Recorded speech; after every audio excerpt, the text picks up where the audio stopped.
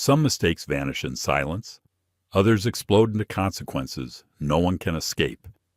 On a red-eye flight from Los Angeles to New York, the crew of Aurora Flight 418 thought they were making a routine decision.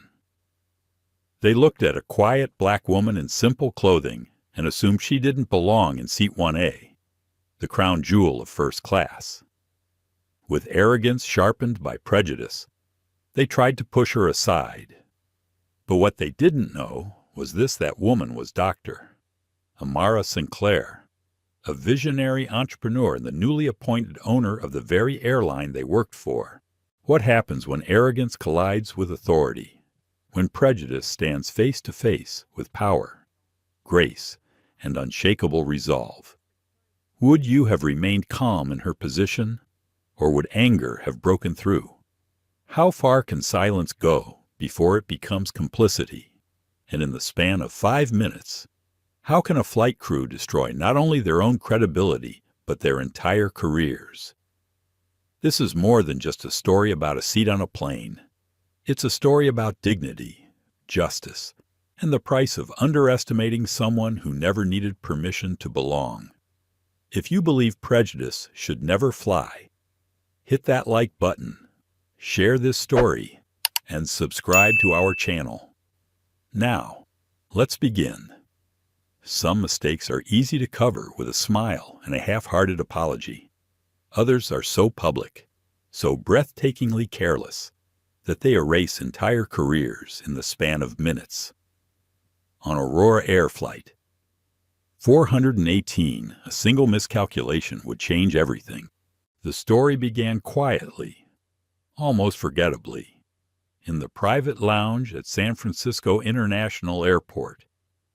The atmosphere there was deliberately hushed, a carefully curated oasis designed to make travelers feel cocooned away from the chaos of the main terminal. Soft jazz leaked from discreet speakers, the gentle clinking of porcelain cups mixed with the faint hum of air conditioning. For most passengers, this was luxury, a rarefied treat before a long-haul flight. For Dr. Amara Sinclair, it was simply another room to wait in. She sat by the wide glass window, a leather satchel at her side. From there, she could see the dance of ground crews on the tarmac, each truck and tug moving in precise choreography. To anyone watching her, she looked like a woman passing time, absorbed in quiet observation. Her clothes were intentionally understated: a pair of dark gray trousers, a cream-colored blouse tucked neatly at the waist, a tailored navy cardigan. Her shoes were low-heeled leather, practical but refined. On her wrist sat a watch, simple, elegant, a detail so subtle most people's eyes would skim right past it. The choice was deliberate. Amara had long ago learned that wealth broadcast loudly invited assumptions. She had no need to prove herself with diamonds or designer logos. Power worn loudly was fragile. Power worn quietly, invisibly, that was unshakable. And Amara Sinclair understood power better than most. As the founder and CEO of Horizon Systems, a defense and aerospace firm that had recently stunned the industry by securing a multi-billion-dollar federal contract, she was accustomed to moving levers that shifted entire economies. Her voice could move markets, her signature could open or close factories, and her decisions could ripple into the lives of thousands. But none of that mattered here. In this lounge, she was just another traveler waiting for her boarding call. And that, for Amara, was exactly the point. Her own Gulfstream G700 was grounded for avionics updates in Los Angeles. She could have delayed her trip or chartered another jet. But the idea of slipping unnoticed into a commercial first-class seat amused her. It would be, she thought, a chance to see how Aurora Air treated its passengers when nobody was watching. A chance for an undercover inspection. She didn't know yet how revealing that inspection would become. A voice broke through the hush of the lounge. Aurora Air Flight 418 to New York JFK is now boarding. First-class passengers, please proceed to Gate 72. Hamara rose with a calm, unhurried grace, lifting her satchel by its worn handles. She had packed light a tablet loaded with reports, a slim binder of technical schematics, and a hardcover book of poetry she had been meaning to revisit. No entourage, no excess, just herself, the gate agent, a young man named Daniel, greeted her with a smile. His uniform was pressed, his voice crisp with hospitality. "Good evening, ma'am. May I see your boarding pass?" She held out her phone, the glowing QR code clear on the screen. He scanned it, and the machine chirped approval. His eyes flicked to the name, and his smile deepened. "Dr. Sinclair. Welcome aboard. Seat 1A. Straight down the jet bridge and to your left. Enjoy your flight." Amara returned the smile, genuine and warm. "Thank you, Daniel." The interaction was flawless, professional, exactly what she expected from Aurora's reputation as a boutique airline committed to premium service. She moved toward the jet bridge, her steps steady, her expression serene. But as soon as she crossed the threshold from the carpeted walkway into the aircraft galley, the atmosphere shifted. The air was no longer warm with welcome, but taut with something else: tension, edge voices, the residue of a private conversation interrupted too soon. Two flight attendants stood there, their backs half turned. One was a young woman, petite, with dark hair pulled tightly into a bun. Her eyes widened slightly at Amara's presence before she snapped on a practiced smile. The other, older, with a sharp blonde bob, didn't bother with a smile at all. Her arms were folded, her chin lifted in quiet defiance. Amara inclined her head politely. "Good evening. Just heading to my seat." The younger attendant, whose badge read Sophie Tran, stepped aside with a nervous little gesture. "Of course. Welcome aboard." But the older one didn't move. Her badge read Melissa Carter. Her eyes, cool and appraising, slid deliberately from Amara's cardigan to her shoes, lingering just long enough to communicate a message without words. A message Amara had received 1,000 times before. "Ah, you don't look like you belong here." It was subtle, just a flicker, but it was enough. Amara felt the familiar tightening in her chest, not of fear, but of weary recognition.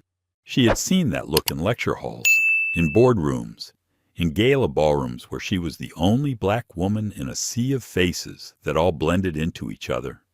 Success, no matter how stratospheric, never seemed to immunize her from suspicion. She let out a slow breath. "My seat is 1A. Melissa's lips pressed into something that could have been a smile, though it carried none of the warmth of Daniel at the gate. "May I see your boarding pass?" It wasn't a request. It was a challenge. Amara lifted her phone again, the boarding pass still bright on the screen. The code had been scanned and confirmed not 2 minutes ago, but Melissa studied it as though she might catch it lying. Her silence stretched, weighted with judgment. A thought passed briefly through Amara's mind. So this is how it's going to be. She felt the weight of decision inside herself, the same question she had asked 100 times before. Was it worth the confrontation? Would it be easier to step aside, avoid the scene, spare herself the indignity of becoming the spectacle? Her jaw set softly. "Not tonight."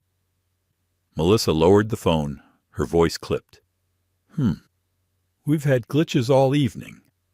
The first-class cabin is full. Economy Plus is down the main aisle, to the right." There it was, the first strike, clean and unmistakable. A dismissal delivered in the polite cadence of customer service, yet as sharp as any insult. Amara stood in the narrow galley, calm, steady, the hum of the aircraft filling the silence between them. The flight was only just boarding. Seat 1A was waiting, but already, the evening was beginning to fracture into something far more consequential. What Melissa didn't know, and what would soon become clear to everyone on that plane, was that she hadn't just picked a fight with a tired traveler. She had picked a fight with the woman who, as of 3 days earlier, owned the entire airline, and that mistake was about to cost her everything. The hum of boarding had begun to spill into the cabin. A line of passengers filtered in behind Amara, each carrying the faint mix of fatigue and entitlement that often came with first-class travel. Some murmured to one another, some stared down at their phones, already impatient. But in that narrow galley, between Melissa's rigid stance and Sophie's nervous glance, the air was taut with something invisible, yet heavy. Amara kept her voice calm. The gate agent confirmed my seat. 1A. Melissa tilted her head, the faintest curl tugging at one corner of her mouth. The system's been off all day. Happens more than you'd think. She gestured vaguely toward the aisle. Economy Plus is right this way. Let's not hold up the boarding process. Her tone was sugar-dusted with salt. A performance meant for the ears of the passengers now stepping onto the aircraft. To them, it would sound like routine problem-solving, but to Amara, it carried a sharp subtext. You don't belong here, and I'm going to make sure everyone sees it. Amara glanced past Melissa, toward the first-class cabin. She could see the gleaming leather seats, wide and waiting, the subtle golden light of the overhead panels. Seat 1A was empty, untouched. A pillow and blanket still neatly wrapped in plastic. A place that was hers, purchased fairly, validated already. Her heart gave a single, steady thump, not fast, not anxious, just firm. She had lived this moment before, in different forms. A college professor who had questioned her enrollment on the first day of class. A hotel concierge who had assumed she was staff instead of a guest. A venture capitalist who, in the middle of her pitch, had asked if she was the assistant instead of the founder. Each time, the same choice had presented itself: accept the dismissal quietly, or stand rooted and risk the fallout. She had never been one to back down. Why don't you scan it? Amara said, extending the phone again. Her voice carried no edge, no strain, just calm insistence. Melissa hesitated, then snatched the phone a bit too quickly, the motion sharp, almost aggressive. She pulled the scanner from her belt, its small screen blinking. A beep followed, and the device flashed green. Sophie's eyes flicked to Amara, then to Melissa, as if silently begging her colleague to relent. But Melissa's face didn't soften. Instead, her lips thinned. Like I said, the system's been unreliable today. She thrust the phone back, her eyes deliberately avoiding Amara's. Your seat's already taken. Must have been a double booking, a blatant lie. Amara didn't even need to glance again to know that 1A remained unoccupied. Still, she caught the subtle shuffle of the passengers behind her, the annoyed sighs, the muttered comments. She felt the weight of their impatience pressing against her back. That was part of Melissa's tactic: use public inconvenience as leverage. Shame her into compliance. For a moment, Amara considered simply brushing past, sliding into her seat without another word. But she knew that path would lead to escalation. Melissa would call security. The narrative would twist. The problem passenger would be her. Instead, Amara smiled faintly, the kind of smile that held no warmth but plenty of composure. Why don't we ask your purser to resolve this? The word landed like a pebble in still water. Sophie blinked, caught off guard. Melissa's eyes flashed. the faintest tremor of irritation breaking through her mask. To challenge her authority was to strip away the power she wielded in these tight aisles. "I can handle it," Melissa snapped, but the shuffle of footsteps interrupted her. A man in his early 50s approached from the cabin, his uniform neat but his expression weary. Edward Ross, the purser, carried himself with the tired patience of someone who had been solving disputes his entire career. His thinning hair and lined face suggested experience, but the resignation in his eyes betrayed something else, compliance. "Melissa, what's the issue?" Edward asked. "This passenger insists she's in first class," Melissa said, tilting her head toward Amara. Her voice softened for him, laden with exaggerated professionalism. "But the cabin's already at capacity. It's probably a glitch." Edward's gaze turned toward Amara, then down to her phone. But he didn't reach for it. He didn't ask to see the boarding pass himself. Instead, he sighed, a long exhale of inconvenience. "Ma'am," he said, his voice low, soothing, paternal. "These things happen. Why don't we step back to the gate and get it sorted? We can't block boarding any longer." The line of passengers stretched deeper into the jet bridge now. A man in a blazer muttered audibly, "Some of us have connections." A woman behind him shifted her sunglasses up the bridge of her nose, lips tight with annoyance. Amara felt the heat of their stares, the unspoken verdict forming among strangers who didn't know her name, her history, her work. To them, she was already the problem.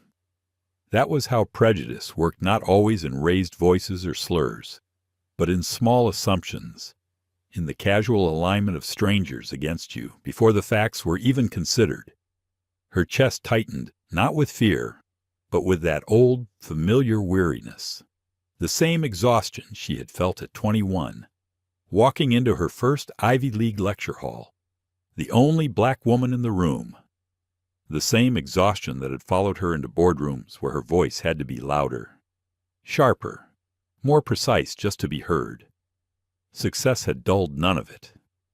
But she wasn't here as a student or an employee anymore. She wasn't someone asking for permission to exist in a space. She was someone who owned the space, and that changed the calculus entirely. Her voice was soft when she spoke, but it cut cleanly through the muttering behind her. "No, we won't be going back to the gate. We'll be resolving this right here." Edward blinked, caught off guard by the firmness beneath her calm. Melissa stiffened, crossing her arms, a smirk tugging again at her lips. "You're holding up the line," she said, pitching her voice louder now so the passengers could hear. "This isn't helping anyone. That was the strategy: humiliation by audience. Make the woman the spectacle. Force her to crumble under the weight of collective impatience." But Amara had spent a lifetime being watched. She had learned how to turn an audience into a witness. Her gaze swept briefly across the line of first-class travelers. She saw impatience, yes, but also curiosity. A few watched with narrowed eyes. Sensing something wasn't right, she turned back to Edward. "My ticket says seat 1A. Your scanner confirmed it. The cabin isn't full. The simplest solution is for me to take my seat. If there's truly another passenger, we'll address it then." "Does that sound unreasonable?" Edward hesitated. His eyes darted to Melissa, searching for confirmation. And in that hesitation, Amara saw the truth. He wasn't a leader. He was a follower in a nicer uniform, leaning always toward the path of least resistance. Melissa seized the pause. That seat was pre-assigned to a Platinum Medallion member. She lied smoothly. "He was boarded early. We can't just move him. It's against policy to inconvenience our premier customers." There it was, the hierarchy spoken aloud. A hierarchy where loyalty points outweighed facts, where one passenger's fabricated status was more believable than another's verified ticket. Amara tilted her head, studying Melissa the way she might study a malfunctioning system. "So Aurora Air's policy," she said softly, "is to trust verbal claims over verified data, to invent passengers when the seat is clearly empty." Her words fell like pins in a silent room. Sophie shifted uncomfortably, her gaze dropping to the floor. Edward's face reddened. Melissa's jaw clenched. Amara stepped past Melissa's shoulder, not shoving, not rushing, simply moving with deliberate grace into the first-class cabin. Gas followed her. Melissa sputtered, "Ma'am, you can't just..." But Amara was already standing before seat 1A, pristine and empty, its blanket and pillow untouched. She turned slowly, her eyes steady, her silence louder than any argument. Melissa's face flushed with blotches of red, humiliation seeping through her mask. Edward opened his mouth, but no words came. Sophie looked stricken, torn between training and conscience, and behind them, passengers had gone quiet. They were no longer merely inconvenient strangers. They were witnesses now, witnesses to a lie, unraveling in real time. Amara didn't speak. She didn't need to. The empty seat spoke for her. It should have ended there, with an apology, a correction, a quiet seating. But prejudice, once engaged, rarely releases its grip so easily. Melissa's voice cut sharp through the silence. That seat was being held. She snapped. For him. She gestured vaguely toward the man in 1B, who looked up, startled. From his phone, he blinked, confused. "I don't need 2 seats," he muttered, before turning back to his screen. The absurdity of the claim hung in the air. The humiliation was now Melissa's, and yet, even then, she doubled down, as if sheer insistence could rewrite reality. Edward stepped forward, his voice lower now, firmer. "Ma'am," he said to Amara, "I'm going to have to ask you to step back into the galley. You're creating a disturbance." Amara's eyes narrowed, her voice dropping to a near whisper. "A disturbance," she repeated. "I present a valid ticket. I was denied entry. I was lied to. And now I'm accused of being the disturbance." Her words cut sharper than any raised tone. She tilted her head slightly. "Tell me, Edward, how do you think this looks to the other passengers?" The silence that followed was heavy, oppressive. Even Melissa faltered. Sophie's eyes shone with conflict. For a moment, Amara felt the weight of it all pressing inward. The humiliation, the weariness, the temptation to simply surrender her dignity for peace. A part of her whispered, "Let it go. Take the seat in economy. Walk away." But another voice, quieter yet stronger, rose within her. "If you yield, then this repeats. Not just for you, but for every woman who looks like you, for every girl watching." Her decision crystallized. Her presence alone was the answer. And so, standing calm in the aisle, with witnesses all around, Amara Sinclair held her ground. The cabin air seemed to thicken with every second of silence. Passengers shifted uncomfortably in their seats, torn between irritation and curiosity. Amara stood steady in the aisle, her bag still resting on her shoulder. Her eyes locked calmly on Edward Ross, the purser. The man's face had grown paler by the moment, as though the weight of authority pressing down on him was too heavy for his frame. Melissa Carter broke the stillness with a sharp breath through her nose. Her arms folded, her body rigid as a drawn bowstring. She leaned slightly toward Edward, her voice pitched in a stage whisper meant for all to hear. She forced her way in. "I told you. That seat is already assigned. She's holding up everyone else." The lie hung in the air, bold and brittle. Amara let it rest there for a moment. She had learned that sometimes silence was more powerful than any rebuttal. Let them stack their falsehoods high enough, and eventually the structure collapsed under its own absurdity. But Edward, instead of questioning, nodded faintly, as though Melissa's insistence gave the claim substance. "Ma'am," Edward began again, his tone oily with practiced sympathy.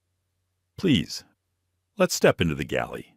We don't want this to escalate further." Amara's gaze did not waver. "It already has escalated, and it has escalated because your colleague has lied. Twice." Her words were cool, measured, but they sliced through the cabin like glass. The man in 1B shifted uncomfortably in his seat, looking between Amara and the crew.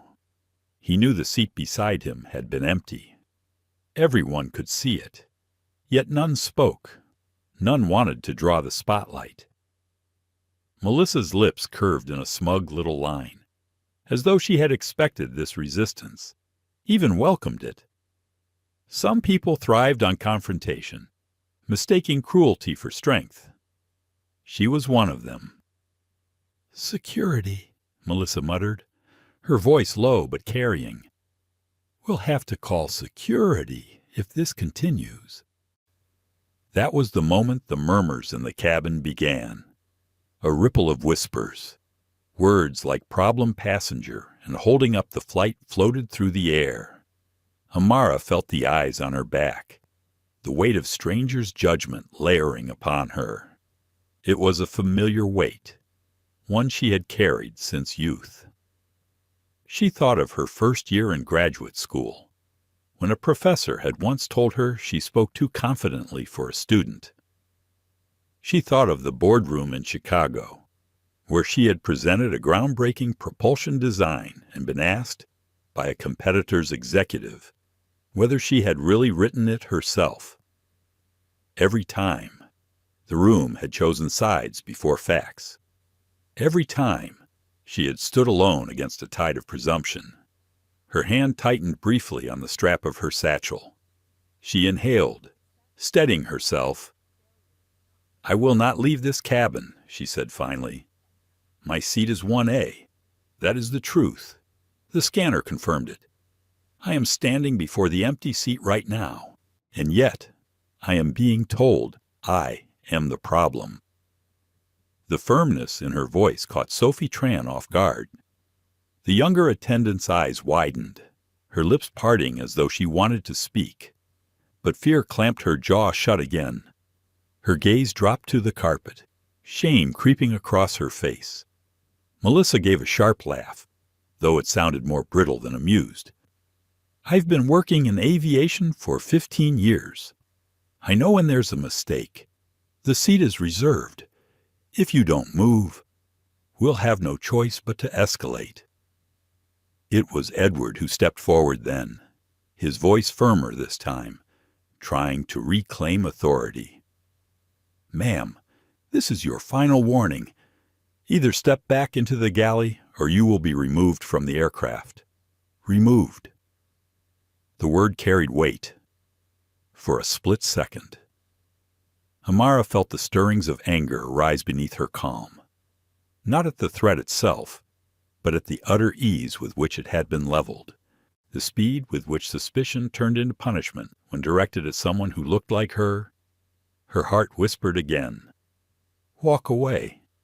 Spare yourself. They'll twist it no matter what." But another voice rose louder. "If you yield, you endorse it. You tell them they were right to treat you as less, and you tell every passenger watching that silence is safer than truth."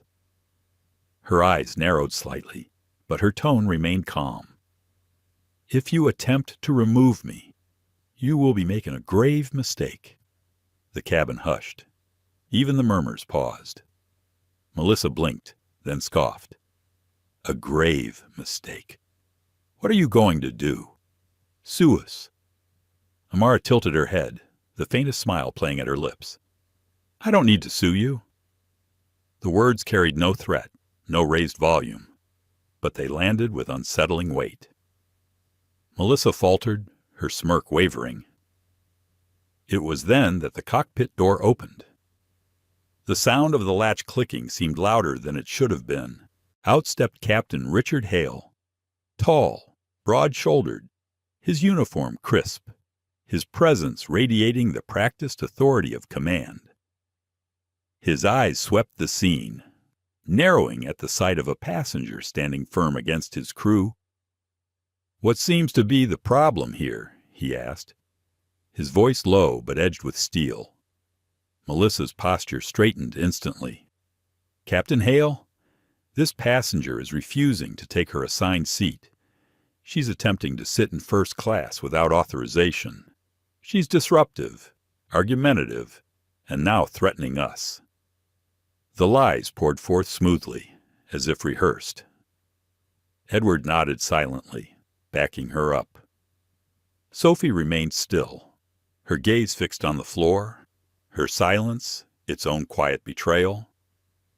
Captain Hale turned his eyes on Amara. They were sharp, cool, dismissive. To him, she was not a passenger with a story. She was an obstacle. "Ma'am," he said, his tone leaving little room for discussion. "My crew has explained the situation. You have two options. You can accept a seat in Economy Plus, or you can deplane and take a later flight. Those are your choices." A finality hung in his words, as though he had delivered verdicts like this before and expected compliance. He did not ask to see her boarding pass. He did not question the contradictions. He did not investigate. The cabin seemed to hold its breath, waiting to see what she would do. Inside Amara, two forces warred. The exhaustion of a lifetime of these moments urged her to surrender, to step aside, to avoid the humiliation of being dragged away by security. But another force, deeper, stronger, whispered that she had not come this far to shrink. Not now. Not in front of these witnesses. Her eyes met the captain's, unflinching. She felt the weight of his authority pressing against her, but she knew authority built on bias was a hollow thing. She gave the smallest nod. "I understand my options perfectly," she said, her voice level. The captain seemed satisfied, as though victory was imminent. He turned slightly, ready to return to his cockpit. Melissa smirked again, triumphant. Edward exhaled, relieved. Sophie bit her lip, guilt gnawing at her. But Amara did not move toward the rear of the plane. Instead, she reached into her satchel, her fingers brushing against the cool casing of the satellite phone she always carried. A phone designed for moments when no ordinary network would suffice. Her hand closed around it. Her decision crystallized. She was no longer just a passenger. She was the owner of this moment, the arbiter of what came next. And for the first time, a ripple of unease flickered across Melissa's face. The stillness of the cabin was deceptive. Beneath it churned a storm of judgment, suspicion, and unspoken tension. Passengers in the first-class rows had turned their heads, some craning over seat dividers, others peering curiously above phone screens. They weren't just travelers anymore. They were an audience. Melissa Carter knew it. She thrived on it. With the captain's words behind her, she straightened her posture, her smirk blooming with renewed confidence. She had the authority of the uniform, the validation of her superior, and the silence of the passengers, who all wanted the same thing: to get on with their journey. "Ladies and gentlemen," Melissa announced, her voice pitched just high enough for the first rows to hear, "we apologize for the delay. We'll have this resolved quickly." Her eyes darted back to Amara with a glint of condescension, as if daring her to resist in front of this crowd. Amara remained still, her phone still in her hand, but not yet raised. She could feel the weight of eyes pressing on her, the unspoken irritation of strangers who did not know her story, her struggles, or her victories. To them, she was simply a disruption. An older man in a navy blazer muttered, not bothering to lower his voice. Some people don't know their place. The words, quiet as they were, sliced sharper than a shout. Amara heard them clearly, and though her expression did not change, something inside her shifted, hardening into resolve. She thought of her mother's voice years ago, telling her as a young girl, "You will always be asked to prove you belong. Never forget, you belong before you even step into the room." That memory steadied her now. Melissa pressed on. "Ma'am, you've heard the captain. You need to step out of this cabin." Her arms crossed over her chest, and she angled her body so the passengers could clearly see who was in the wrong, who was causing the delay. It was theater, pure and simple. Humiliation by spotlight. Edward Ross, standing slightly behind Melissa, added with false sympathy, "We can get you rebooked on the next flight with an upgraded seat in Economy Plus. It'll be more comfortable than standard economy. We're trying to help you." Amara raised her head slightly, her voice calm, steady, resonant. "Help me," she repeated. "You denied my verified seat. You lied about another passenger.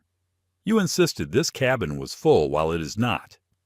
And now you're telling these travelers that I am the problem." Her gaze swept across the watching passengers, locking briefly with several pairs of eyes. A young woman looked away quickly, uncomfortable. A middle-aged man shifted in his seat, frowning faintly, perhaps realizing the imbalance.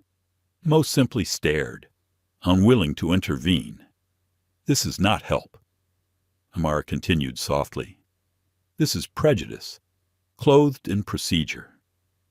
Her words were low, but they carried, threading through the still air of the cabin. Even Sophie Tran flinched, her face pale, as if the truth spoken aloud had struck her personally. Melissa's face flushed, though whether with anger or embarrassment was hard to tell. She took a half-step forward. "Ma'am, if you won't cooperate, I will call security right now. Do you understand? You'll be escorted off this aircraft." She wanted the spectacle. She wanted the visual of Amara being marched back up the jet bridge, passengers sighing in relief as the problem was removed. It would vindicate her narrative completely. But Amara did not flinch. She tilted her head slightly, regarding Melissa with the cool patience of someone examining a fragile system under stress. "Call security, then," she said evenly, "and let them explain to these passengers why a woman with a valid first-class ticket was removed for daring to insist on sitting in her assigned seat." Melissa blinked, caught off guard by the calm defiance. She hadn't expected compliance with the threat. She had expected pleading, anger, maybe even tears, something that would confirm her narrative of a disruptive passenger. But Amara's serenity unsettled her.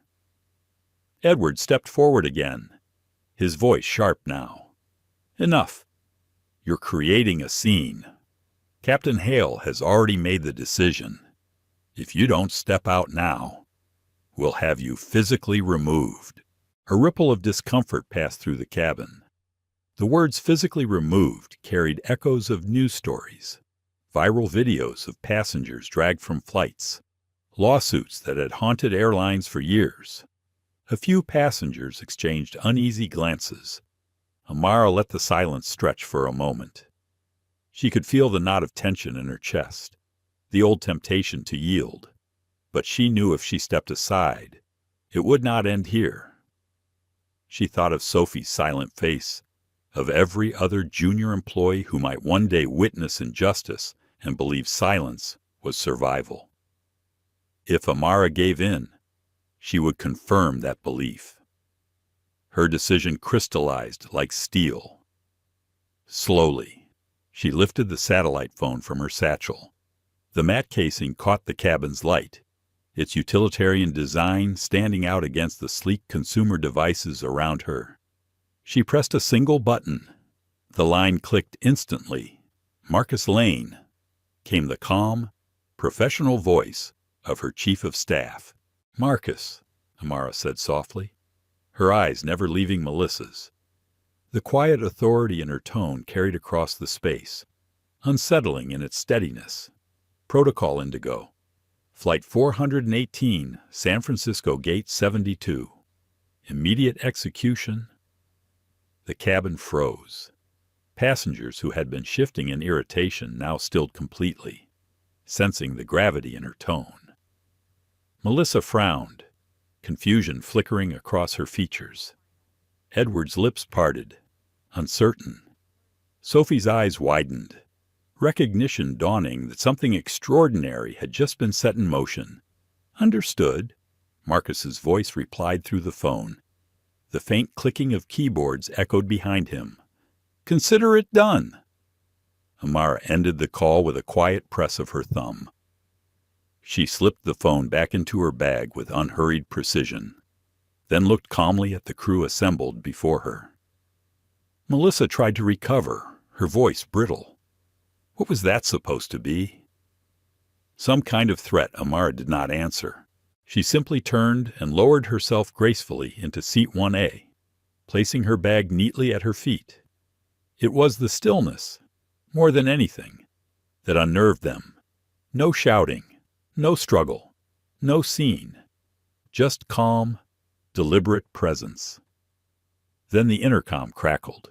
Captain Hale's voice cut through, clipped and sharp. "Tower, this is Aurora Air 418. We are ready for pushback. Requesting clearance." The reply came after a beat of silence, flat and impersonal. "Aurora 418. Negative. Ground stop order on your aircraft.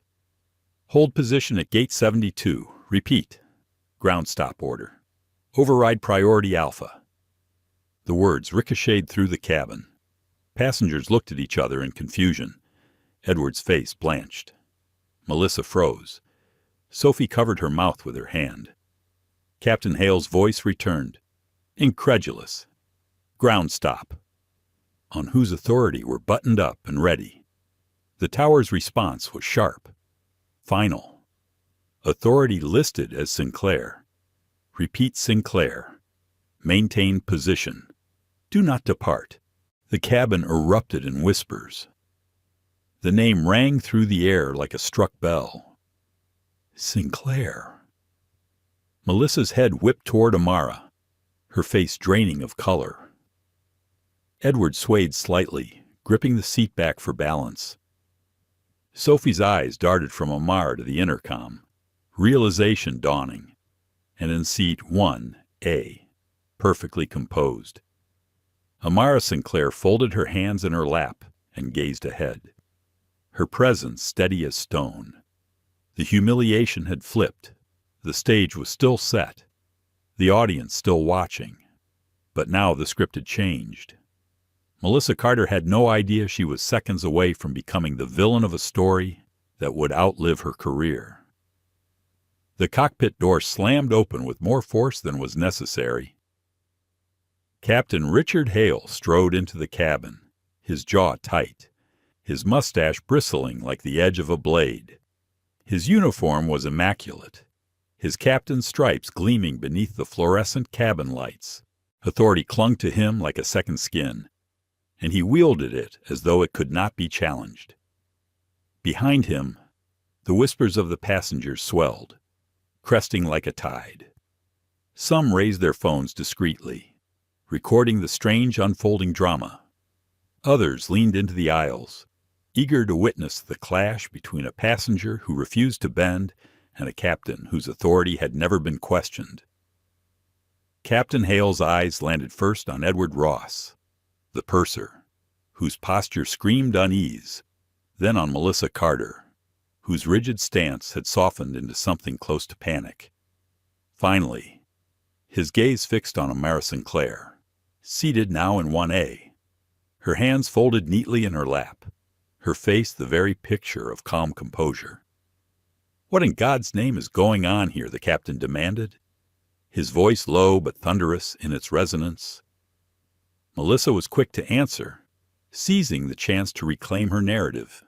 "Captain, this passenger forced her way into the cabin. She doesn't have authorization for this seat. She's been argumentative, disruptive, and is refusing crew instructions. I tried to manage it, but she escalated." Edward nodded quickly, adding, "We attempted to de-escalate, Captain, but she refused. We recommended Economy Plus, even offered rebooking, but she wouldn't cooperate." Their words hung heavy in the air, the same rehearsed story, polished with each retelling. To anyone not paying attention, it sounded convincing. To anyone watching carefully, it was unraveling at the seams. Captain Hale turned his gaze on Amara. His eyes were flat, impersonal, the eyes of a man accustomed to problems dissolving beneath his authority. "Ma'am, you heard my crew. You're out of options. You can accept a seat in Economy Plus, or you can leave this aircraft, but this plane does not leave the ground until you make that decision."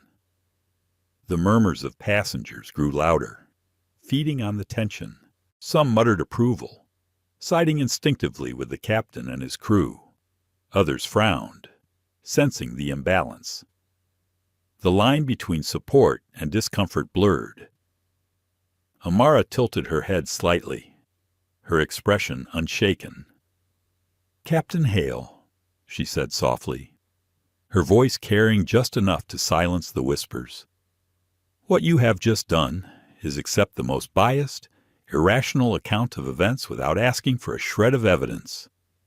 Not once have you asked to see my boarding pass. Not once have you investigated. You have presented me with an ultimatum based solely on hearsay." The captain's jaw flexed. "My crew, your crew," Amara interrupted gently, "lied to you. They told you the seat was occupied when it was not. They told you I was disruptive when I was not. And you believed them without hesitation. That is not command. That is convenience." Her voice did not rise, but the firmness within it was impossible to ignore. Some passengers straightened in their seats, their expressions shifting, the certainty of earlier assumptions cracking. Melissa sputtered, her face reddening. She's twisting things. Captain, she's making a scene because she wants to sit in a seat she didn't pay for." Amara turned her gaze to Melissa, steady and piercing. "Melissa Carter," she said, the use of her name sharp as a blade. "You are not just lying. You are attempting to weaponize humiliation. You thought the audience of these passengers would shield your deceit, but all you've done is expose yourself." Melissa flinched, her lips parting, but no sound coming forth. Amara shifted her eyes back to the captain. "And you, Captain Hale, with all your authority, have chosen to wield it not in service of fairness, but in service of expedience. That is a failure far greater than hers." The words struck like a hammer against glass. The silence in the cabin deepened, the audience transfixed. Even Sophie Tran, who had been silent through it all, seemed to shrink beneath the weight of the truth laid bare. For a brief flicker, Captain Hale hesitated. He was a man unaccustomed to being challenged, yet the composure of the woman before him unsettled him. Still, his pride was too entrenched. "Enough," he snapped. "You are becoming a security concern. If you don't comply immediately, I'll have you removed. Final warning." There it was, the nuclear option. To escalate a passenger dispute into the realm of federal offense. The kind of accusation that could destroy reputations in a single stroke. Amara closed her eyes briefly, exhaling a breath that carried years of exhaustion. She had known this script before it played out. The pattern was always the same assumption: dismissal, escalation, punishment. It had happened in classrooms, in boardrooms, in airports, in restaurants, and each time, she had been told she was the disruption for daring to exist outside the box they had built for her. But this time was different. This time, she was not the powerless girl or the overlooked woman.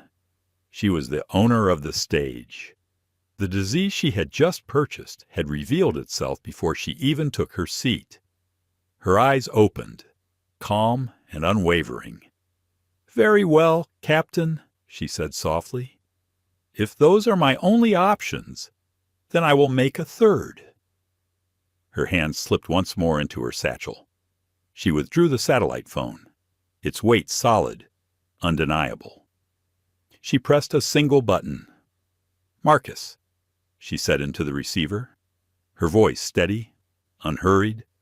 "Confirm ground stop status." The reply came instantly. Marcus's tone clipped, efficient, confirmed. "Flight 418 is under Protocol Indigo. Tower has acknowledged aircraft is not authorized to depart under any circumstance." Amara closed the phone, setting it gently on the tray table before her. Then she looked up at the captain, her eyes meeting his with calm finality. "You no longer command this plane." The words were quiet, almost intimate, yet they detonated in the cabin like thunder. Captain Hale's face blanched, then flushed crimson. "What the hell are you talking about?" he barked. "Who do you think you are?" Before Amara could answer, the intercom crackled again. The tower's voice was cold, clipped, absolute. "Aurora 418. This is tower operations. Maintain gate position. Ground stop remains in effect. Do not close doors. Await further instructions from corporate command." The captain froze, his authority undermined not by the woman before him, but by the disembodied voice of the tower itself. Melissa's face drained of color, panic overtaking her smugness. Edward looked at the floor, his posture collapsing into shame. Sophie's eyes darted between Amara and the crew, realization dawning slowly, painfully, and the passengers. Oh, the passengers sat in stunned silence. The story they thought they were watching had flipped. The woman dismissed as a disruptive nobody had just grounded an entire aircraft. Amara's voice broke the silence, steady as stone. "Who am I?" she said, answering the captain at last. "I am Dr. Amara Sinclair, owner of Horizon Systems, and as of last week, the owner of Aurora Air." A collective gasp rolled through the cabin like a wave. Phones lifted higher, capturing every word, every face. Captain Hale staggered back a step, his expression collapsing into disbelief. Melissa's lips trembled. Edward closed his eyes, as though bracing for impact. Sophie let out a tiny gasp, tears pricking her eyes. Amara folded her hands neatly on her lap again. "Serene. Now," she said softly, her voice cutting through the silence.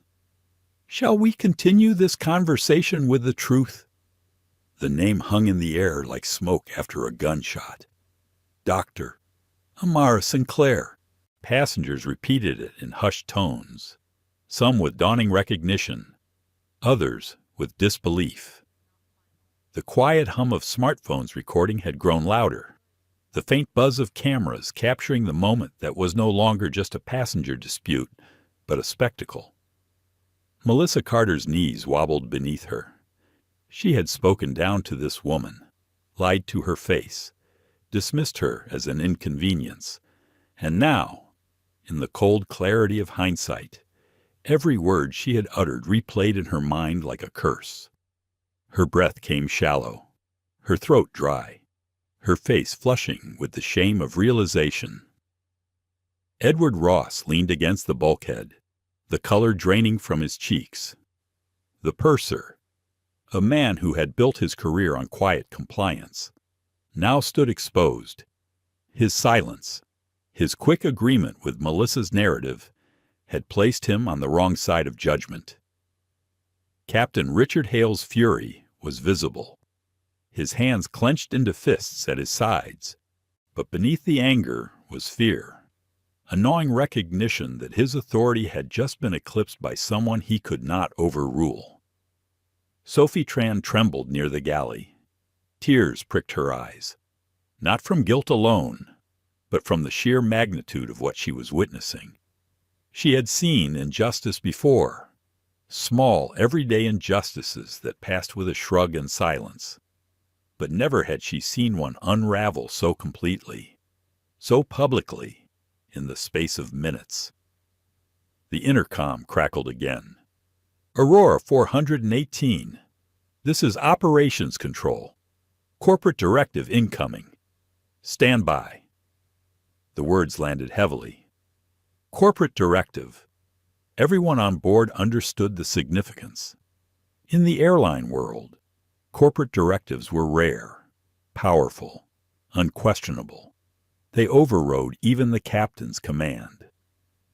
A sudden clatter echoed from the jet bridge. Shoes pounded against the metal walkway. A moment later, 3 men appeared in the cabin doorway, their suits wrinkled from haste, their faces pale with stress. At the front was Jonathan Park, Chief Operating Officer of Aurora Air. His usual composure was gone. His tie hung loose, his hair damp with sweat. His chest heaved as he scanned the cabin, his eyes locking immediately on Amara. "Dr.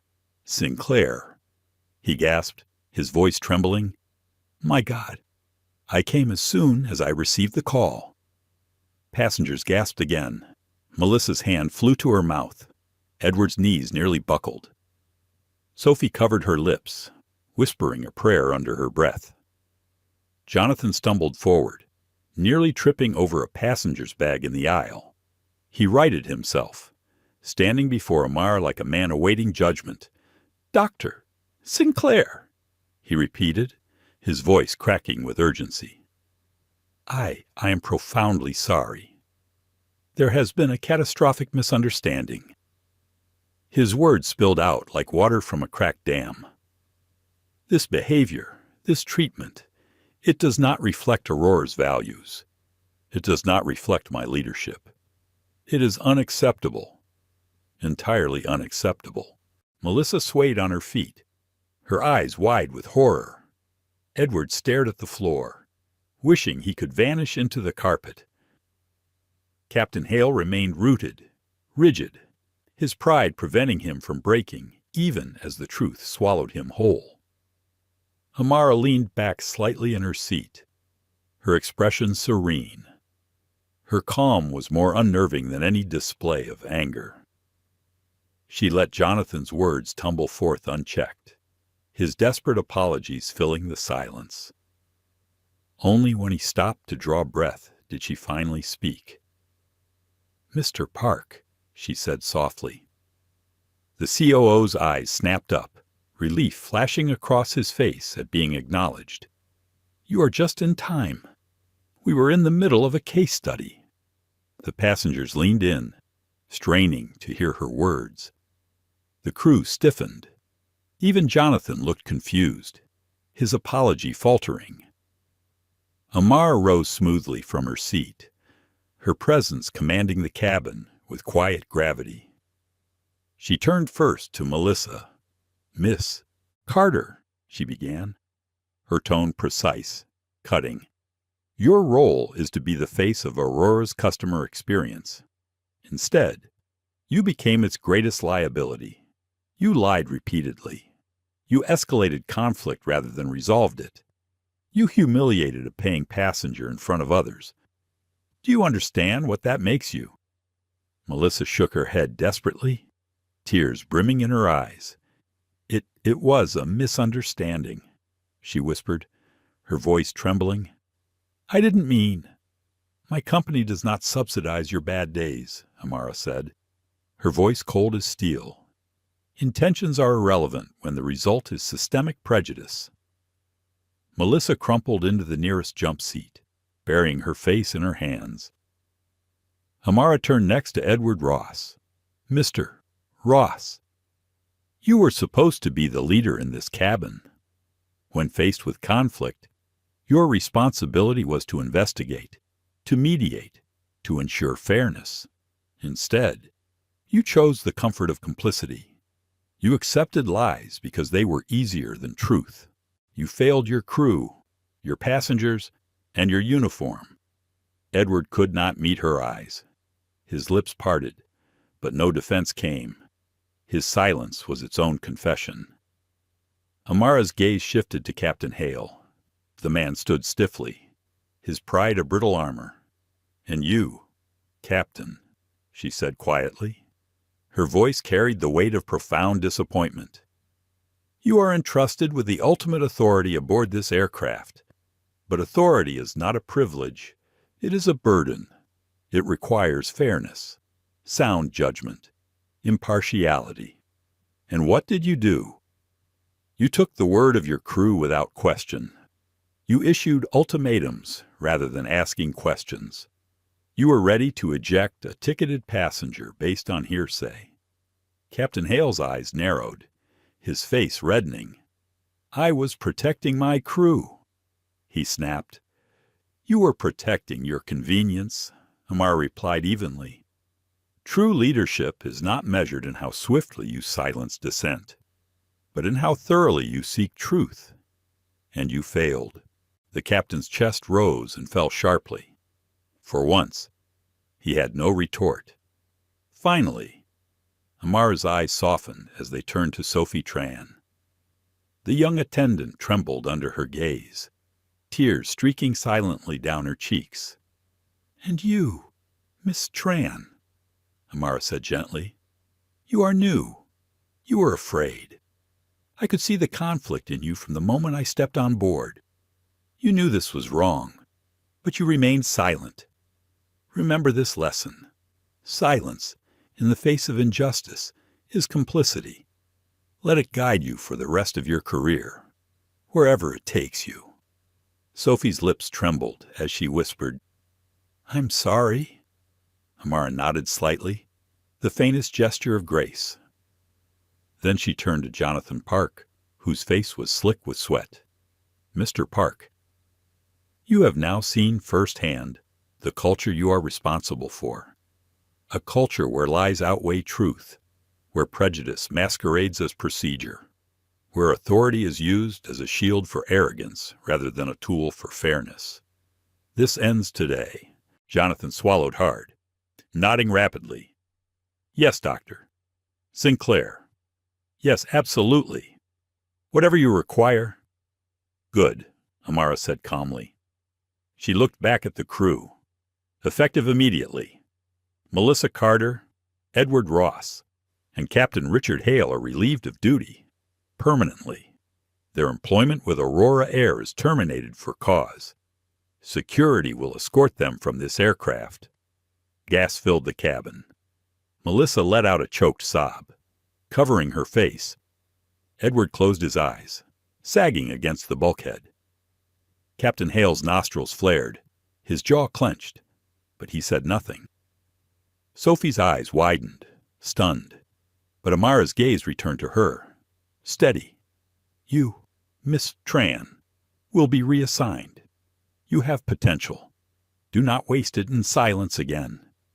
Jonathan nodded quickly, already signaling to security officers waiting just beyond the jet bridge. Understood, he said breathlessly. Amara lowered herself back into seat 1A, her composure unbroken. She folded her hands again, her voice calm. Now, Mr. Park, inform the passengers. They deserve to know this airline takes responsibility. Jonathan hesitated only briefly before seizing the intercom. His voice, trembling but clear, filled the cabin. Ladies and gentlemen, on behalf of Aurora Air, I want to extend my deepest apologies. What you witnessed today was unacceptable. Immediate action has been taken. As compensation, every passenger on this flight will receive a full refund and a complimentary round-trip voucher. We will be departing shortly with a new crew. A ripple of astonishment spread through the cabin. Some passengers exchanged wide-eyed glances. Others began murmuring approval, even gratitude. A few phones stopped recording.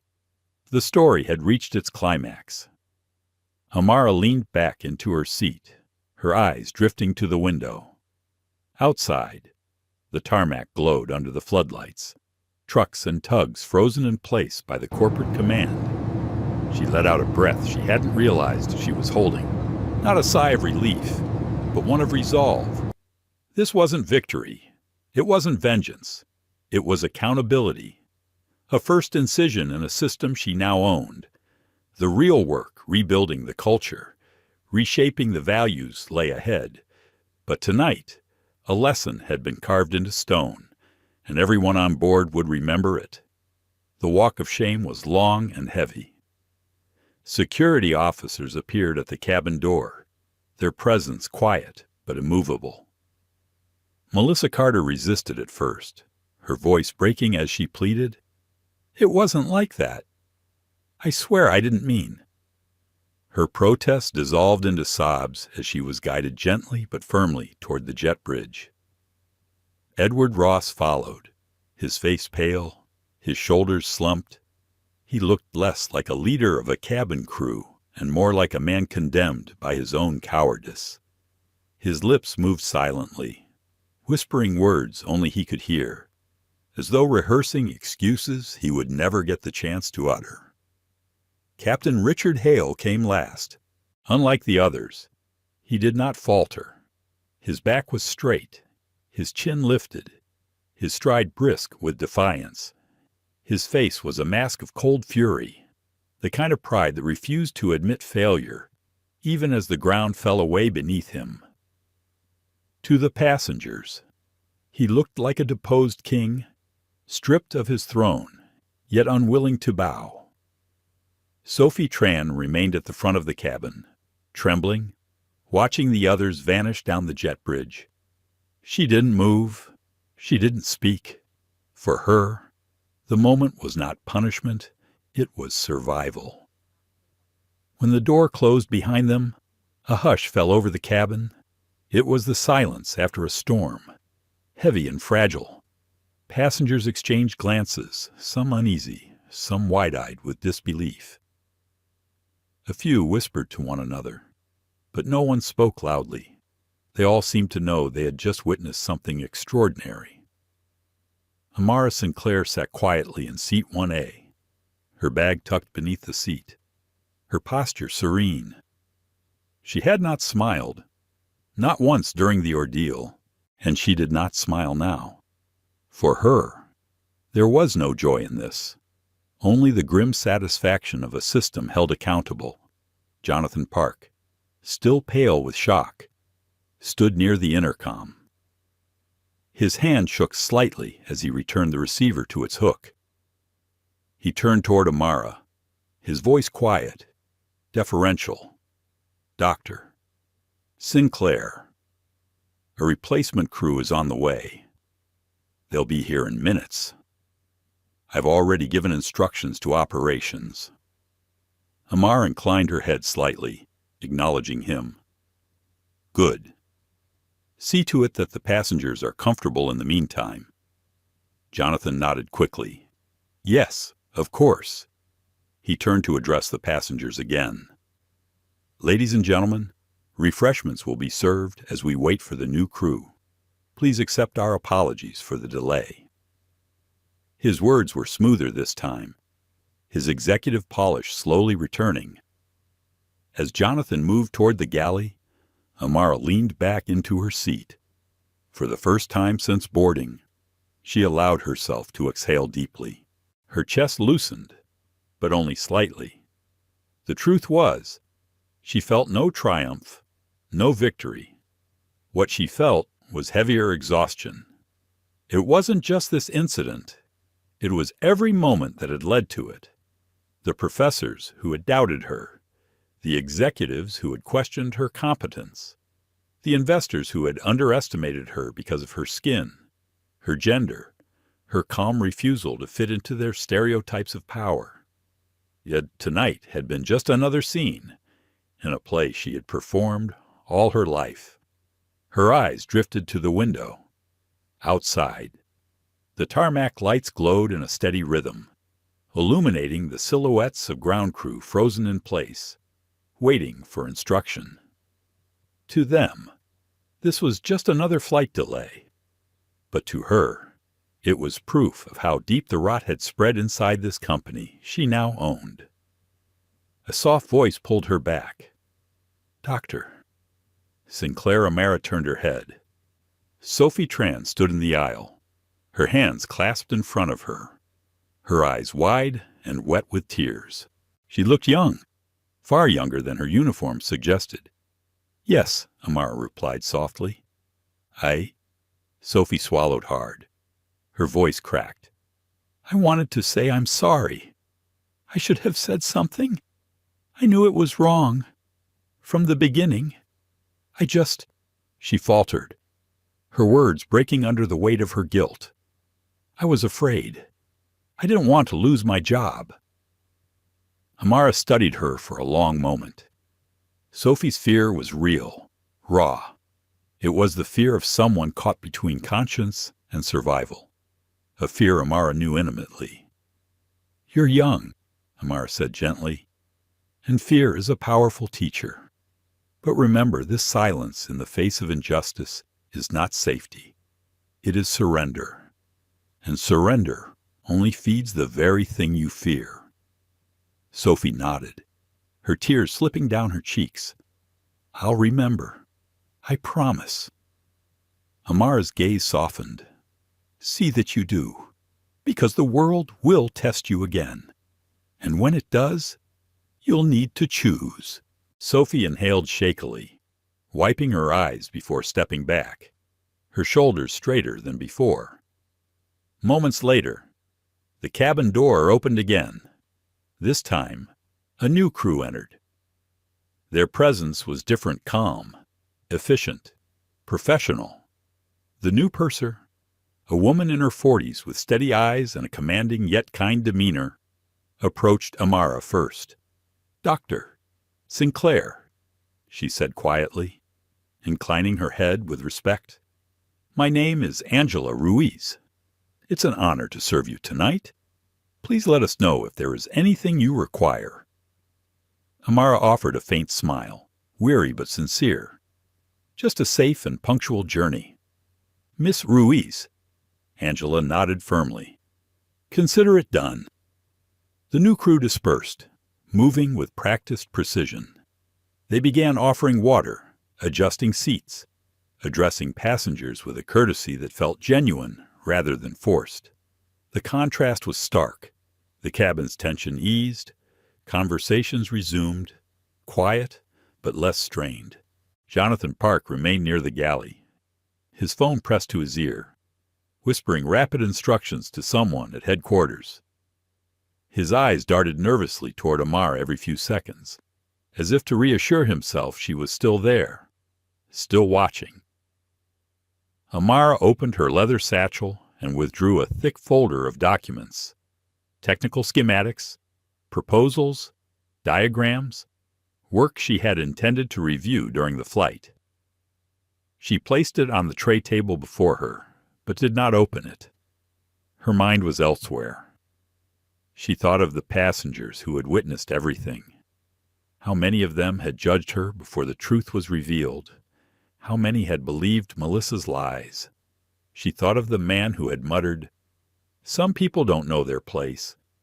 Was he watching now, rethinking his words, or would he carry his prejudice with him, unchanged, into the night? Her chest tightened with the weight of it. She did not crave their admiration. She did not even crave their apologies. What she wanted, what she demanded, was change, and that was far harder to win. The engines outside began to rumble softly as the aircraft was prepared for departure. The new crew moved with crisp efficiency, their professionalism a balm after the storm. Passengers settled in, some whispering about refunds and vouchers, others still murmuring about the woman in 1A. Amara leaned her head back against the seat, her eyes closing for a moment.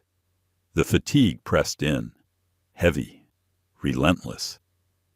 She thought of Marcus Lane, her chief of staff, waiting in Virginia. She thought of the board meeting that would inevitably follow this incident. She thought of the systemic reforms she would demand. It would not be easy. Nothing worth doing ever was. But tonight had proven one thing. The disease within Aurora Air was real. And now, the cure had begun. Amara opened her eyes as the safety demonstration began. Her lips pressed into a thin line, neither smile nor frown. This wasn't about revenge. It wasn't about humiliation.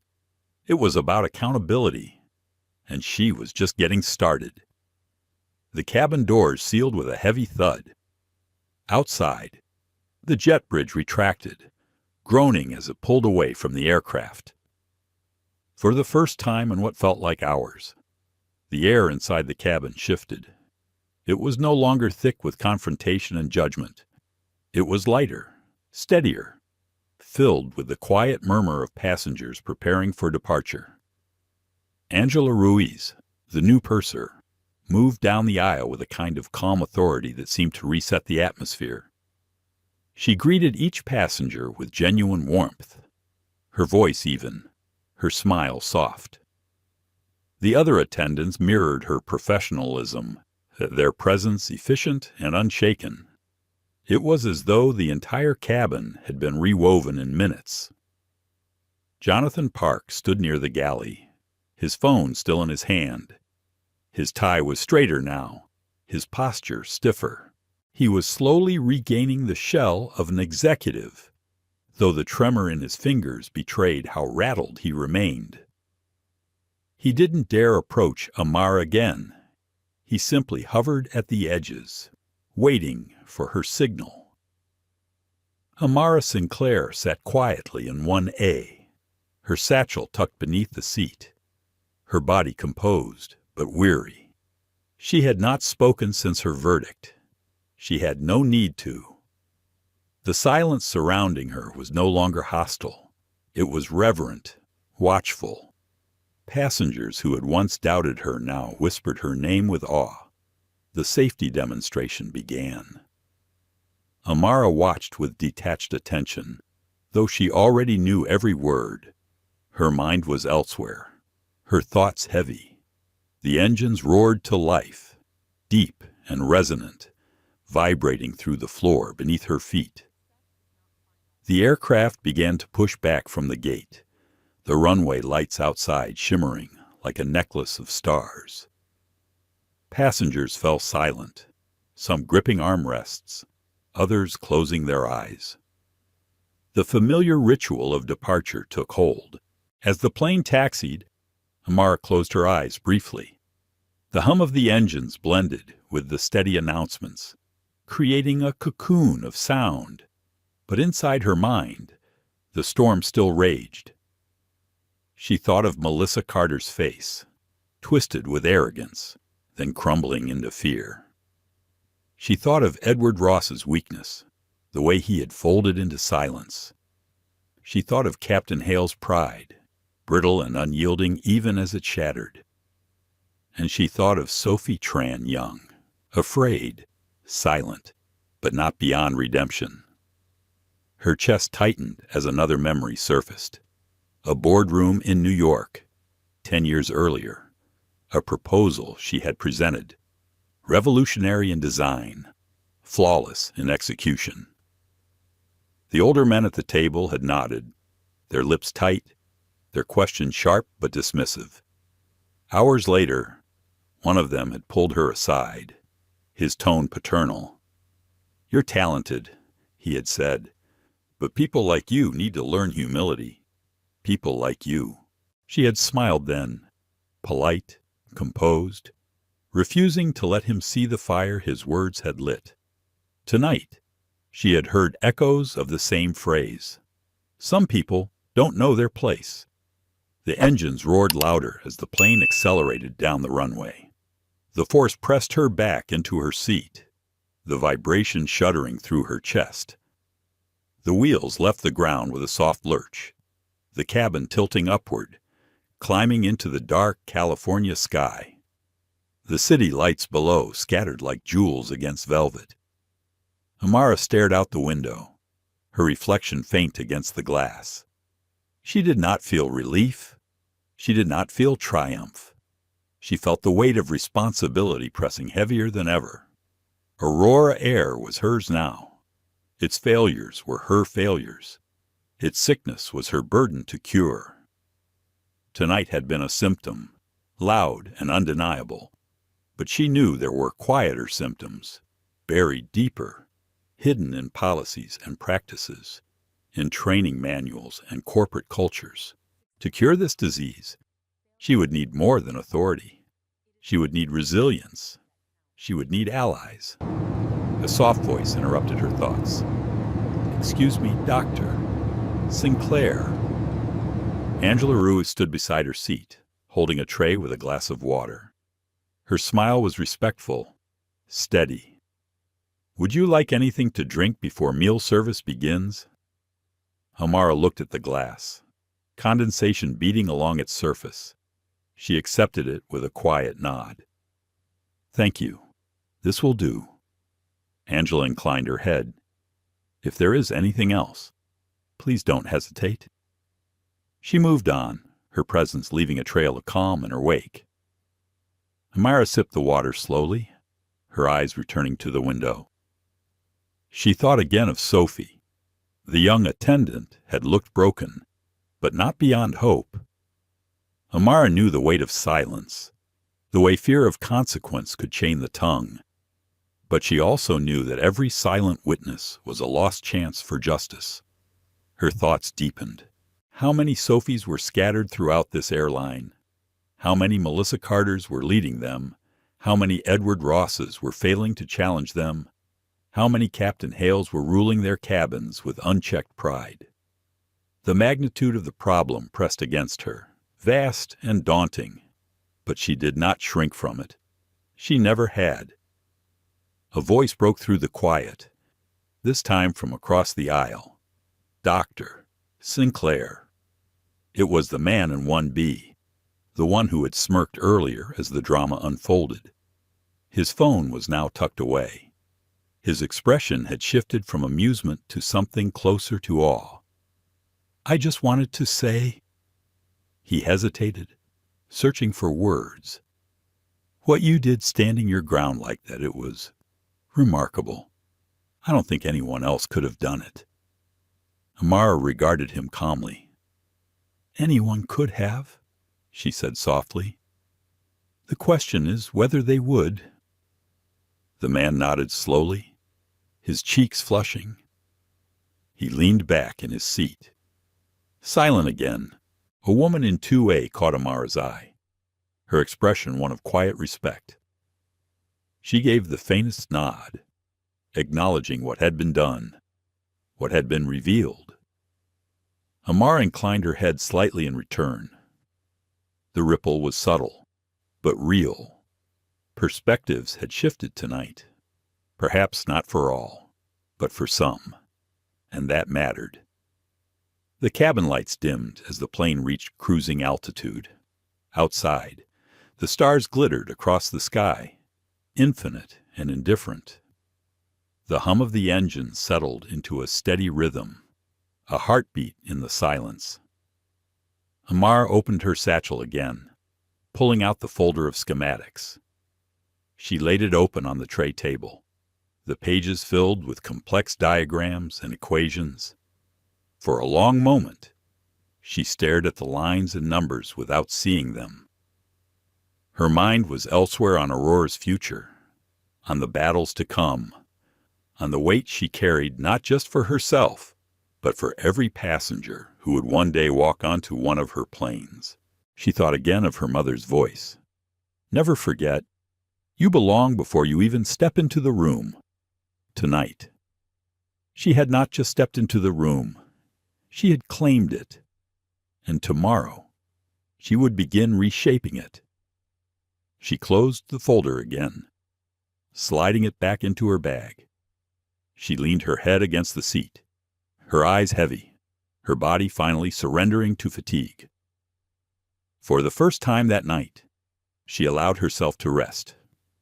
Not in victory, not in defeat, but in resolve. The engines hummed steadily, carrying Aurora 418 eastward into the dark sky.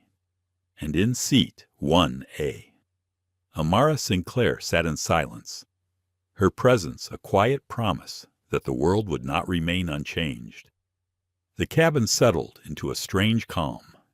Meal service began, trays sliding quietly onto tables, cutlery clinking gently. The atmosphere had shifted, no longer tense with conflict, but alive with curiosity, awe, and an undercurrent of reflection.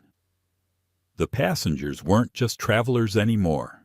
They were witnesses to an extraordinary moment, one that would be retold countless times once wheels touched down. Amara Sinclair ate little. The food sat mostly untouched on the tray before her. Her mind was elsewhere, drifting between exhaustion and resolve. Her gaze lingered on the glass of water, condensation pooling into a ring on the tray. The droplets caught the dim cabin light, shimmering like tiny stars. She found herself staring at them longer than she realized. A voice interrupted her reverie.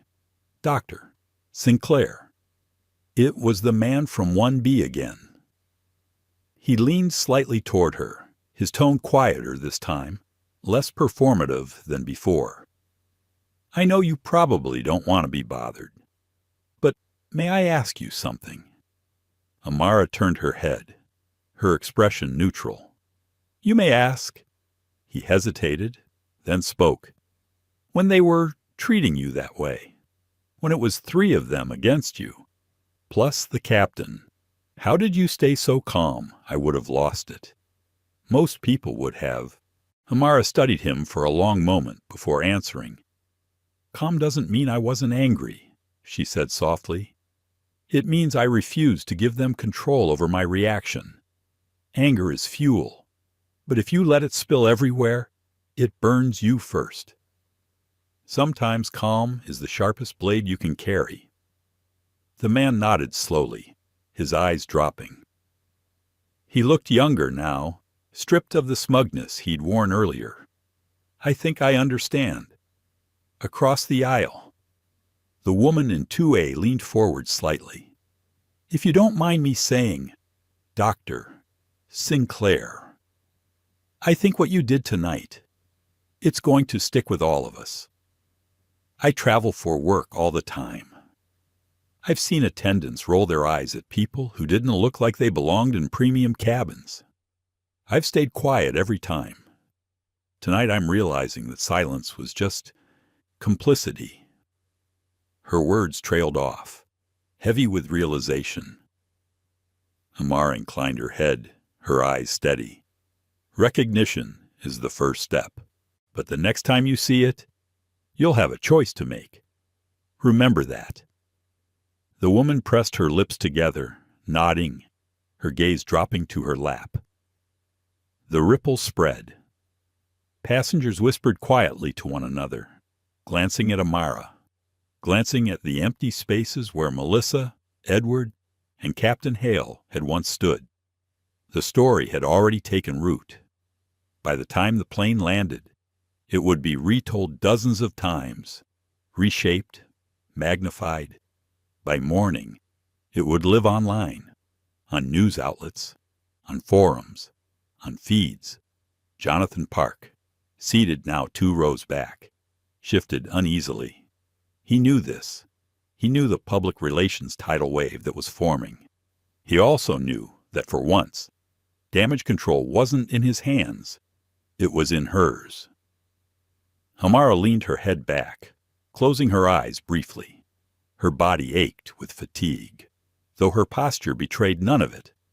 She thought of Marcus Lane, no doubt already drafting memos, already preparing statements, already weaving this night into the fabric of reform. He would know what to do. He always did. But Marcus couldn't carry what she carried. The memories pressed in again, boardrooms where her ideas were dismissed until repeated by a man, airport lounges where attendants assumed she didn't belong, hotel receptions where she was asked if she was with the staff. Tonight was not an anomaly. It was the pattern, amplified. She opened her eyes to the darkened cabin. The hum of the engines filled the silence. A soft sound drew her attention. Sophie Tran, the young attendant, was standing just beyond the curtain, her hands twisting nervously at her waist. She hesitated before stepping forward. "Doctor, Sinclair," she whispered, her voice trembling. "May I speak with you?" Amara gestured for her to approach. Sophie's eyes glistened with tears. "I wanted to thank you," she said, her words spilling out quickly. "Not just for what you did for standing your ground, but for what you said to me about silence. I've been silent before. I saw things in training, in flights, comments, looks, little jokes.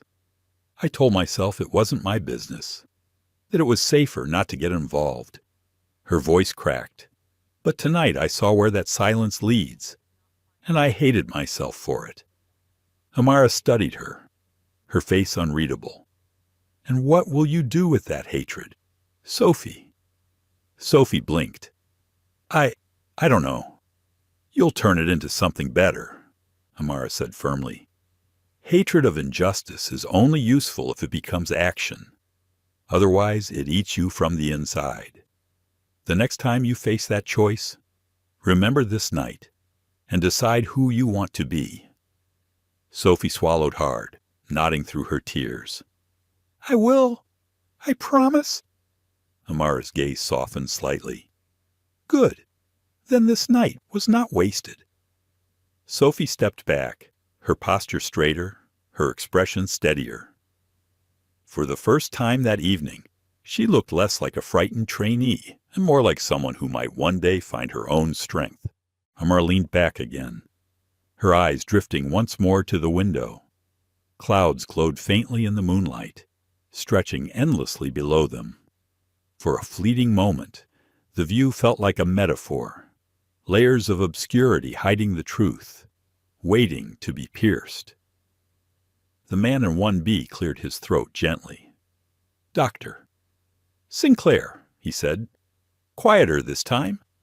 What will happen to them, the crew you dismissed?" Amara did not turn her head. Her gaze remained on the stars. "They will move on. Perhaps they will learn. Perhaps they won't. Their choices are their own now. And you," the man pressed cautiously. She exhaled slowly. "I will carry the responsibility, because their failures revealed mine too. This airline's culture is mine to repair now. And if I fail, then all of this will have been for nothing." The weight in her voice silenced him. He leaned back, his eyes wide, with a respect he had not felt before. The cabin dimmed further as the crew prepared passengers for rest. Some reclined their seats, pulling blankets over themselves, trying to sleep. Others scrolled through phones, no doubt drafting the first words of stories that would spread before the plane even landed. Amara closed her eyes again, but she did not sleep. Her mind raced with strategies, with reforms, with the immense task ahead. But beneath it all, a deeper current pulsed the ache of a lifetime of proving, again and again, that she belonged. It was a wound that never fully closed. Tonight had only torn it open again. And yet, within the ache, there was something else. Resolve, the knowledge that she had not backed down, that she had turned humiliation into accountability, silence into reform, prejudice into exposure. The engines hummed steadily, carrying them eastward into the long night, and in seat 1A, Dr. Amara Sinclair sat awake, her eyes closed but her mind burning, a solitary figure bearing the weight of both power and prejudice. The night stretched on, the engines a steady pulse beneath the dark sky. Most of the cabin had surrendered to slumber. Blankets rose and fell with quiet breathing, screens dimmed to black, and the hum of flight settled into a lullaby. But Amara Sinclair did not sleep. Her body ached with exhaustion, yet her mind refused to relent. She sat upright in 1A, her hands folded neatly, her eyes fixed on the stars beyond the glass. It wasn't restlessness, it was vigilance. A lifetime of carrying burdens had taught her that even in silence, the world pressed forward, demanding attention. She thought again of Sophie Tran's trembling apology, of the man in 1B's questions, of the woman in 2A's admission of complicity. The ripples from tonight's confrontation had spread already, reshaping thoughts, testing consciences. But ripples alone did not change oceans. Real change would require storms. Her jaw tightened at the thought. She knew she could create those storms, but she also knew the toll they would take. A faint shuffle drew her attention. Jonathan Park emerged from the galley, his suit jacket gone, his white shirt creased. He looked smaller now, diminished. Gone was the polished COO, the man of sharp lines and corporate presence. What remained was a man burdened by fear. He paused beside her seat, his voice hushed, as though afraid to disturb the fragile calm. "Dr. Sinclair," he said quietly, May I speak with you?" Amara turned her gaze to him. Her face revealed nothing. "You may." Jonathan lowered himself into the empty jump seat across the aisle. His hands fidgeted in his lap, his eyes darting nervously between her and the carpet. "I want to be honest," he began, his voice trembling. "When I first got the call when I heard you were on this flight, I panicked. Not because of the situation itself, but because I knew what it meant. You weren't just a passenger. You were the owner, and suddenly, every mistake, every failure, every blind spot in this company became my responsibility in front of you." His shoulders sagged. "I've spent my career keeping plates spinning, patching problems, making excuses when I had to. But tonight, there were no excuses. Everything was exposed." He looked up finally, his eyes desperate. "I don't know if I can fix it. I don't know if I'm the right person for this job under you." Amara studied him in silence for a long moment. The engines hummed between them. "Why do you think you are unfit?" she asked at last, her voice even. Jonathan swallowed hard. "Because I let this culture grow. I let people like Carter rise without questioning how they treated others. I signed off on training that emphasized efficiency over empathy. I told myself we were building a premium brand. But what we were building was arrogance." His voice cracked, and I never stopped it.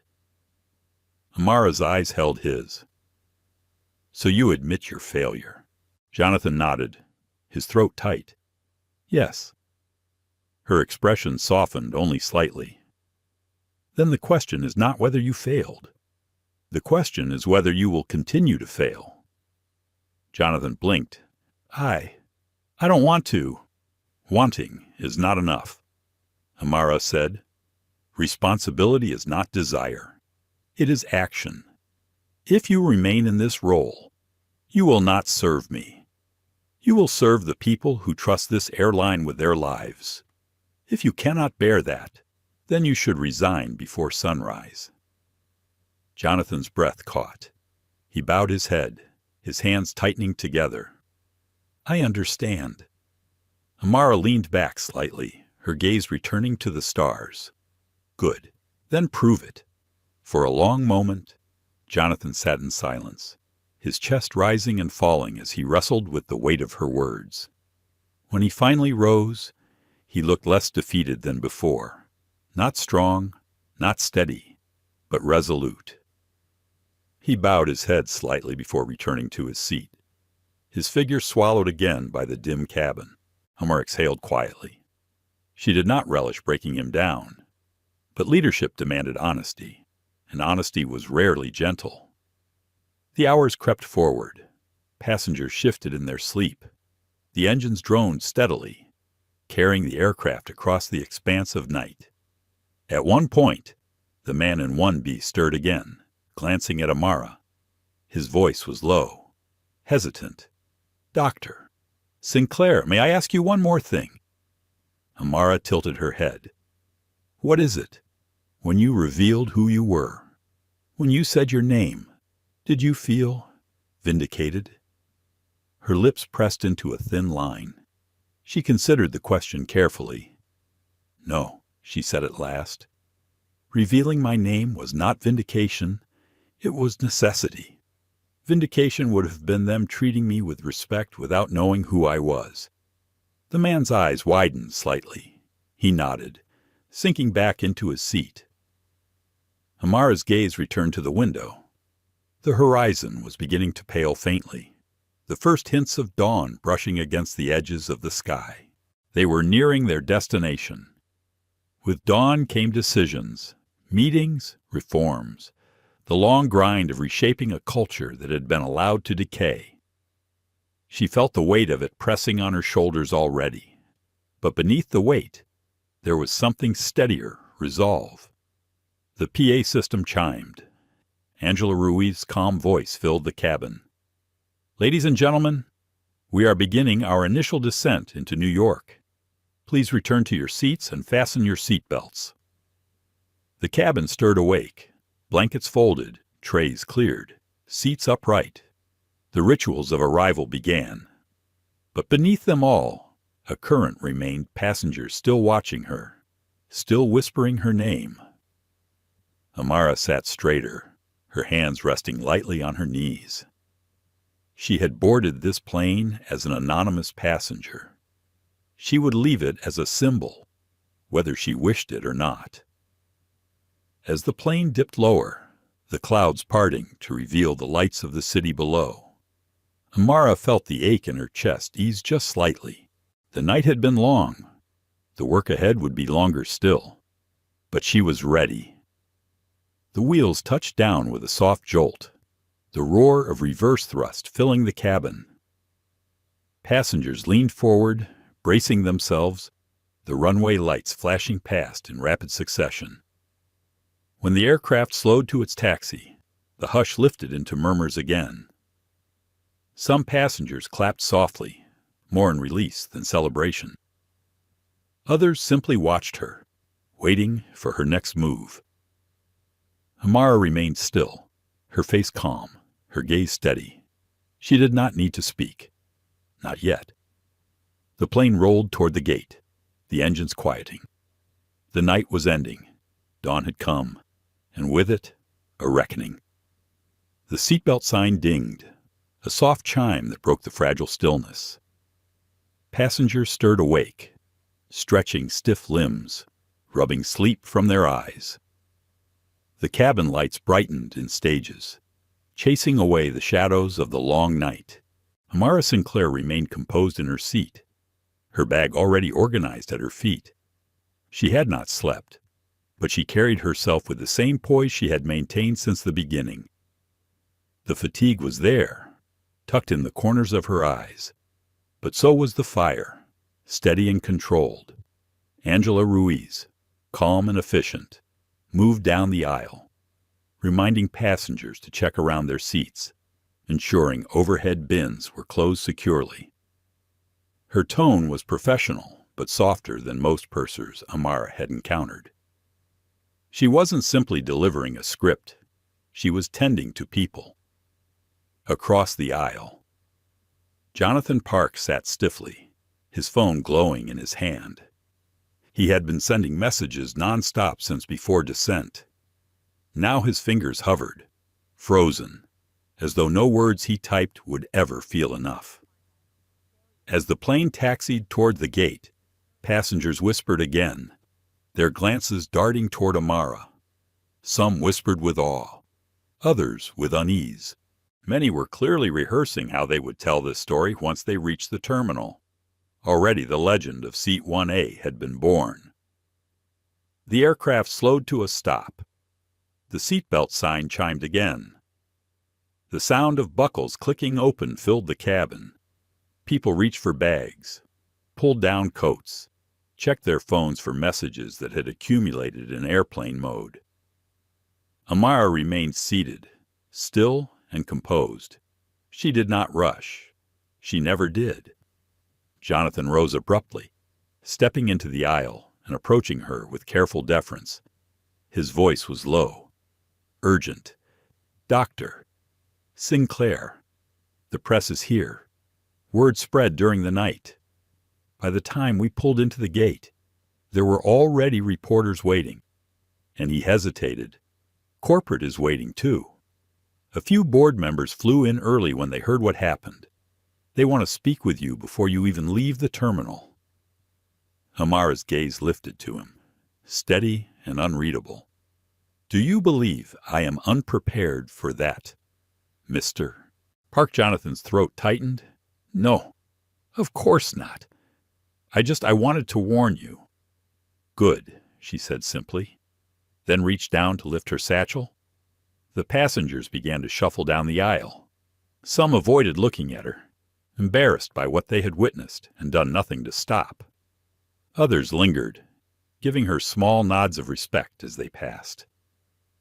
The woman from 2A paused briefly, whispering, "Thank you," before moving on. Even the man in 1B hesitated, awkwardly tugging his bag from the overhead before glancing down at her. "Safe travels, Doctor." "Sinclair," he said softly, his earlier smugness replaced by humility. Amara gave a small nod.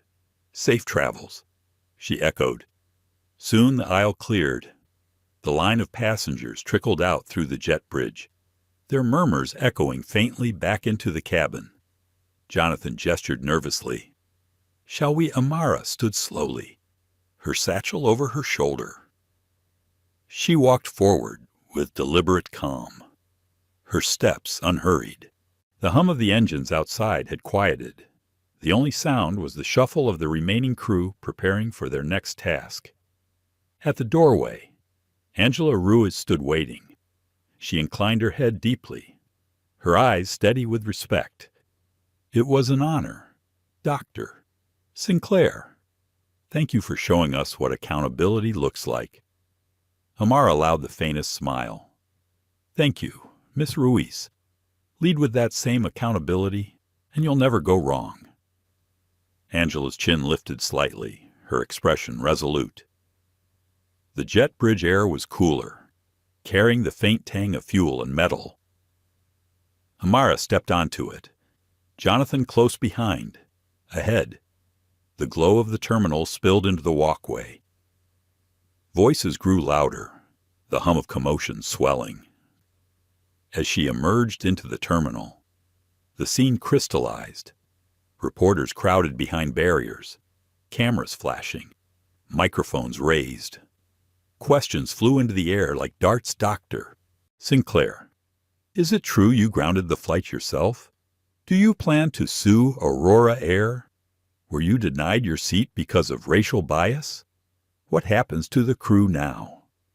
Flashes of light painted the space in bursts.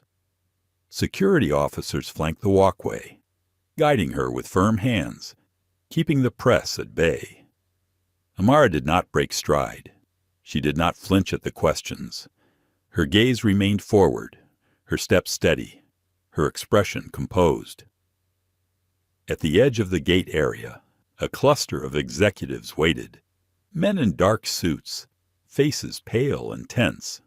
Among them stood 2 board members, wealthy, powerful, accustomed to control. Tonight, they looked like men awaiting sentencing. Jonathan slowed, falling slightly behind her, as though instinctively recognizing that this was no longer his moment. Amara stopped before them. She let the silence stretch, the cameras clicking behind her like an unrelenting metronome. "Gentlemen," she said at last, her voice calm but resonant, "shall we speak somewhere more private?" One of the board members, a tall man with thinning hair, nodded quickly. "Of course. Dr.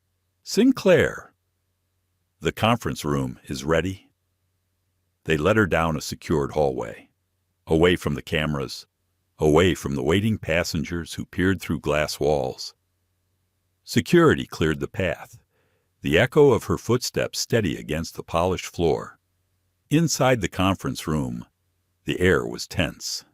A long table stretched beneath harsh fluorescent lights. Papers were scattered across it, hastily prepared reports, statements, contingency plans. Amara set her satchel on the table, remaining standing. She looked at the executives, her eyes sweeping across each one of them. "You've seen the reports," she said. "You've heard the recordings. But what I witnessed tonight was not a single failure. It was a system laid bare, a system that tolerated arrogance, that rewarded prejudice, that silenced the fearful. And if you believe for a second that this was an isolated incident, you are lying to yourselves." The men shifted uneasily, their eyes darting. "This airline is now mine," Amar continued, her tone sharpening. "And under my leadership, this culture will be dismantled and rebuilt from the ground up. Every complaint buried, every bias ignored, every cowardice excused. I want them unearthed and documented. Beginning today," her voice rose, not in volume, but in gravity, "we will not simply polish the surface while rot spreads beneath. We will cut out the rot, even if it means bleeding in the short term. Because I will not allow another passenger to experience what I experienced tonight. Not under my name, not under my watch." Silence fell. The weight of her words filled the room. At last, one of the board members cleared his throat, and, if the cost is high, if investors resist Amara's eyes locked on his, then they will learn what every passenger learned tonight. Accountability is not optional. It is the price of doing business. And if they cannot accept that, they can sell their shares and walk. The man looked down, his mouth tightening, but he did not argue. Jonathan Park, standing at the far end of the room, straightened slightly. For the first time that night, he looked almost steady. Amara gathered her satchel again, her expression calm. "You have your orders. Begin immediately. I will expect updates within the week." Without another word, she turned toward the door. As she stepped back into the hallway, the muffled sound of reporters waiting beyond reached her ears again. Their voices rose, eager, relentless. She did not dread them. She did not crave them. They were simply the world's echo, demanding what it always demanded answers, and she was ready to give them. The conference room door clicked shut behind her, leaving the board members in their uneasy silence. The corridor outside was bright, the hum of the terminal faint through thick glass walls. Ahead, the crowd was waiting. Reporters pressed behind barriers, microphones raised, cameras flashing in rapid bursts that painted the air in strobe-like pulses. Security moved to flank her, but Amara Sinclair raised a calm hand. "I'll walk on my own," she said. Jonathan Park's eyes widened. "Dr. Sinclair, the press they're going to.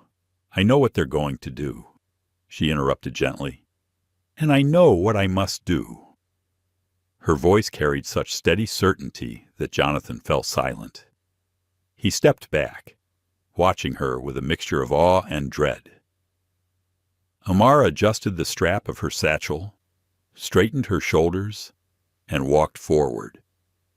Her heels clicked lightly against the polished floor, the sound swallowed almost instantly by the roar of voices as she entered the terminal. Doctor. Sinclair, why was your seat denied? Was this racial profiling? Do you intend to fire the entire leadership of Aurora Air? Did you really ground your own plane, mid-boarding? The questions surged, colliding over one another. Cameras flashed, each burst freezing her in sharp relief, a composed figure in tailored clothing, eyes steady, expression unreadable. She stopped at the barrier, lifting her chin just slightly. The room fell into a strange hush, the kind that only true authority could command. Reporters leaned forward, microphones trembling in their hands. When she spoke, her voice was clear, calm, and unwavering. What happened on Aurora Flight 418 last night was not an isolated error. It was a symptom of a deeper illness, a culture that tolerated arrogance, prejudice, and silence. A culture that put passengers at risk not by mechanical failure, but by moral failure. Her words hung in the air, sharp as glass. The cameras clicked frantically. I was denied my seat not because of a system glitch, but because of a judgment made on the basis of appearance, of assumption, of bias. That is unacceptable, not for me, and not for anyone who entrusts their safety and dignity to this airline. The reporters pressed closer, the flood of flashes turning the terminal into a storm of light. Let me be clear, Amara continued. This is not about revenge. It is not about humiliation. It is about accountability. The individuals involved have been removed from their positions not because of anger, but because they demonstrated behavior that no passenger should ever be subjected to. Their actions revealed failures in training, leadership, and oversight. Those failures end today. A murmur rippled through the press corps. Pens scratched furiously against notepads. Aurora Air will undergo a full audit of its policies, its training, and its internal culture. Complaints of discrimination that were ignored in the past will be reopened. Protocols will be rebuilt from the ground up. We will create systems to protect employees who speak out against wrongdoing. And we will ensure that every passenger, regardless of how they look, speaks, or dress, is treated with the dignity they deserve. Her gaze swept across the crowd, steady and piercing. If you are a shareholder who fears this level of accountability, sell your shares now. If you are a customer who demands it, I promise you your voice will shape the future of this airline. The question surged again. Dr. Sinclair, were you targeted because you're black? Do you believe this airline has a systemic racism problem? Amara's eyes did not flinch. I believe prejudice takes many forms. What I faced was one form. Others have faced different ones. What matters is not only naming it, but eliminating it. And that is what I intend to do. The flash of cameras grew relentless, but she did not shrink.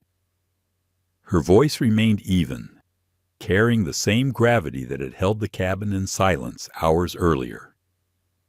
I did not ground that flight for myself. I grounded it for every person who has ever been told they don't belong, who has been silenced, dismissed, or humiliated. And I will not stop until belonging is no longer questioned, but assumed. That is not just my duty as a CEO. It is my duty as a human being. A hush followed, deep and heavy. Reporters stood frozen, their pens suspended, their microphones trembling. Then the storm erupted, questions hurled, cameras flashing, voices overlapping. Security moved forward again, guiding her gently through the throng. Jonathan trailed behind her, his expression pale but resolute. He had witnessed not just a statement, but a declaration of war against complacency. As they moved through the terminal, passengers who had disembarked earlier lingered near the barriers. Some raised their phones to capture her. Others simply watched with quiet reverence. A few clapped softly, the sound hesitant but sincere. Amara did not slow. She did not bask in it. She simply walked forward, her stride steady, her eyes fixed on the path ahead. Outside, dawn had broken fully. The early morning light spilled across the tarmac, painting the glass in pale gold. The city stretched beyond, alive with movement, indifferent to the drama that had unfolded in the sky hours before. Amara paused at the wide terminal windows, her reflection faint against the sunrise. For a moment, the weight pressed heavier, the exhaustion of always having to fight, of always being the one to bear the burden. Her throat tightened with the familiar ache of weariness.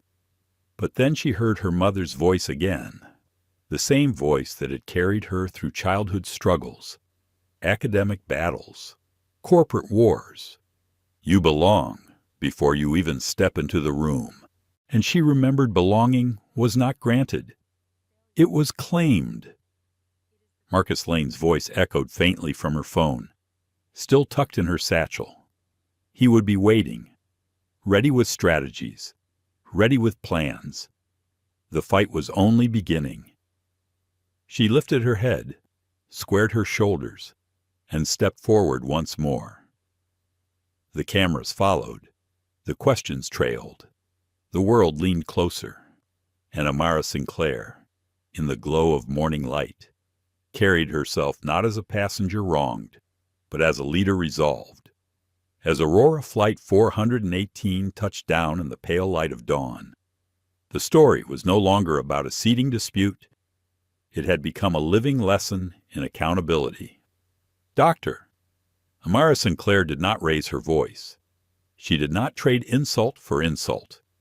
Instead, she revealed what true authority looks like: calm, principled, unshakable. The crew who judged her by appearance learned the harshest lesson of their careers. Prejudice is not just cruel, it is costly. It rots trust.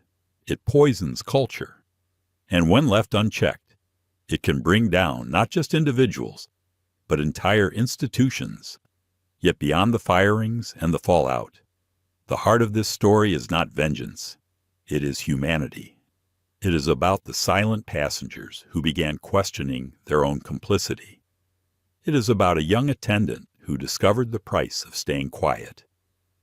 And it is about all of us who have witnessed injustice and wondered if we should speak.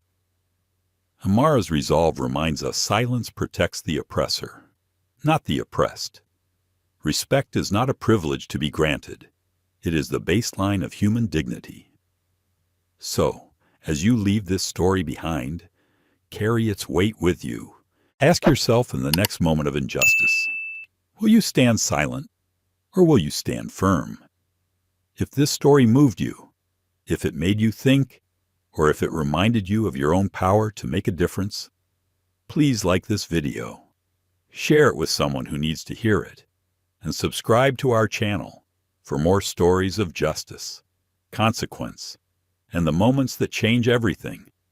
Because prejudice may board quietly, but together we can ensure it never takes flight.